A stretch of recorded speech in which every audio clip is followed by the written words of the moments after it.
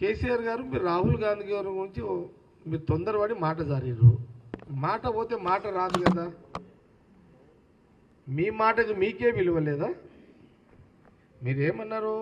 Assembly అంటే రాష్ట్ర విభజన తర్వాత మొదటిసారి మీరు ముఖ్యమంత్రి అయిన తర్వాత సోనియా గాంధీ పుణ్యమానే రాష్ట్ర విభజన జరిగిందని మీరే చెప్పారు కదా.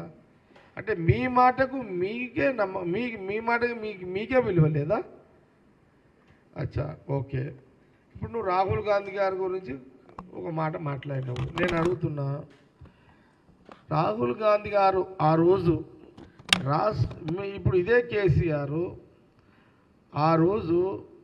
కేసీఆర్ ఆ రోజులలో నరేంద్ర గారిని పట్టుకొని, అప్పుడు ఎంపీ టైగర్ నరేంద్ర, ఆయన ద్వారా ఢిల్లీలో పాశ్వాన్ లాంటి వాళ్ళం కానీ శరద్ పవార్ లాంటి వాళ్ళం కానీ ఈ కోఆర్డినేషన్ అంతా చేసుకుంటూ ఆ రోజులలో ఎట్లయితే ఏముంది, సోనియా గాంధీ గారిని ఎట్లన్నా ఒప్పియాలని ఆమె చుట్టూ ఆమె అపార్ట్మెంట్ల కోసం గంటలు నెలలు రోజులు వెయిటింగ్లో లేవా? అట్లంటే ఆ రోజు సోనియా గాంధీ గారు అపార్ట్మెంట్ దొరికితే చాలు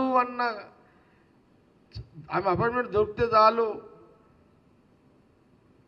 అన్న కేసీఆర్ ఈరోజు రాహుల్ గాంధీ కుటుంబం అని మాట్లాడుతున్నాడు. ఆ రోజు నేను మళ్ళీ చెప్తున్నాను రాష్ట్ర ప్రజలకు, కేసీఆర్ గారు రిమాండ్ చేస్తున్న మీకు, సోనియా గాంధీ గారు రాష్ట్ర విభజన ఇయ్యాలని ఒక ప్రక్రియలో వచ్చిన సమయంలో రాహుల్ గాంధీ గారు, ఎందుకంటే సోనియా గాంధీ గారి వాళ్ళ తల్లి రాహుల్ గాంధీ గారికి ఏదైనా రాహుల్ గాంధీ గారు చెప్పి ఆమె నిర్ణయం చేస్తారు.